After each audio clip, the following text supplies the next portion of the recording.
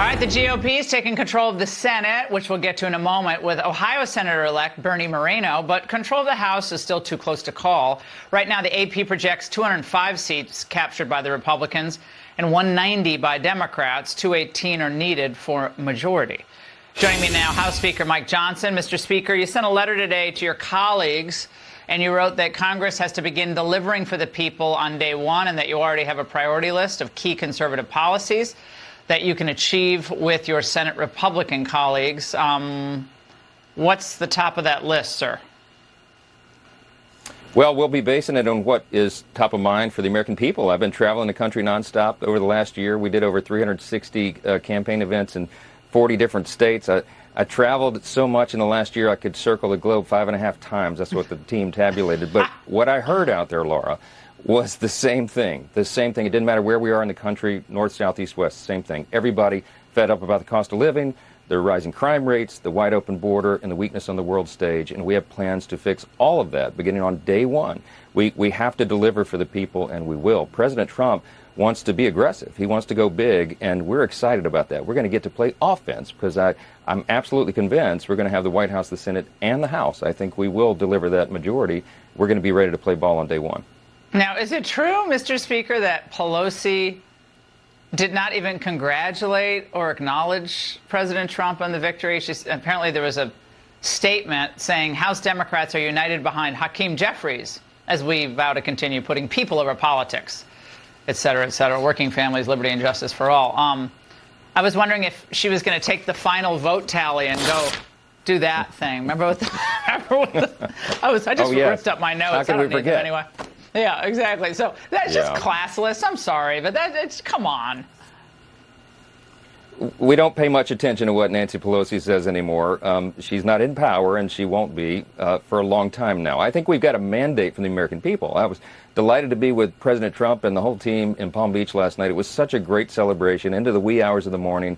People are excited. We're exhausted from the campaign, but we are exhilarated about the days ahead. The majority of the people in this country want to restore common sense. They want secure borders. They want a robust energy policy. They want a free market that thrives and creates more jobs and better economic opportunity for more people. Speaker, we can deliver all that. We know how to do it.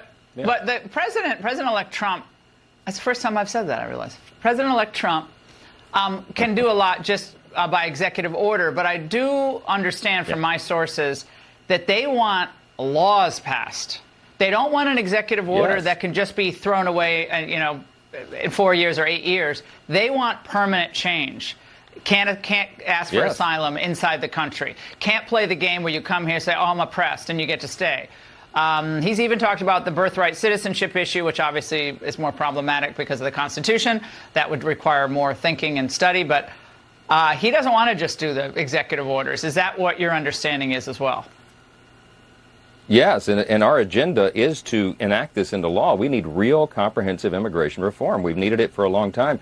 That sounds like an aggressive amnesty. Commander-in-chief. That sounds like amnesty. Every time I've heard a Republican say that, it's like earned path to citizenship. Then we have 20 million, people who, get their citizenship overnight. Every time I hear that, it drives me crazy. Laura, but you can explain. No, we're talking about. No, we want to do the opposite of amnesty. If you do an amnesty program, you invite more people to violate the law. That's exactly the opposite of what we need to do. We got to begin on day one with securing the border. President Trump will issue an executive order. He has that authority under existing statutory law. But we've got to come right behind him with a robust legislative agenda. We have got to do this for the American people. Secure the border and then turn to the catastrophe that's been created by the border being opened. It is complex, as you know. It is comprehensive. Deportation. And we're going to be dealing with it for decades, but we're ready to go. Does that include deportation? Because absolutely. He won on that issue. That was a big part of this mandate. People have to leave, and they can if they leave, they can reapply maybe later on.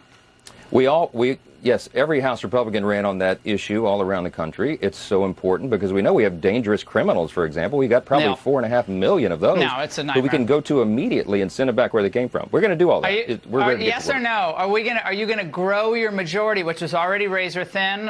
We were hoping for more seats in New York and California, but are you going to grow that majority? We feel really good tonight about where we sit with those California seats. We're still waiting. They've got to cure ballots and finish all their process. But look, I think we are going to grow the majority. We're going to have enough numbers to run the agenda through the House and the Senate And President Trump is going to be a transformational president. I think we're entering the most consequential era in a positive way that we've had probably in the modern It better era. be. Yeah, There's been absolutely. a lot of. We're going to be watching you every step of the way. You'd expect nothing less from the Ingraham angle, Mr. Speaker. Well, all right. That's right. We'll come back often. All right. Great to have you on. Thank you so much.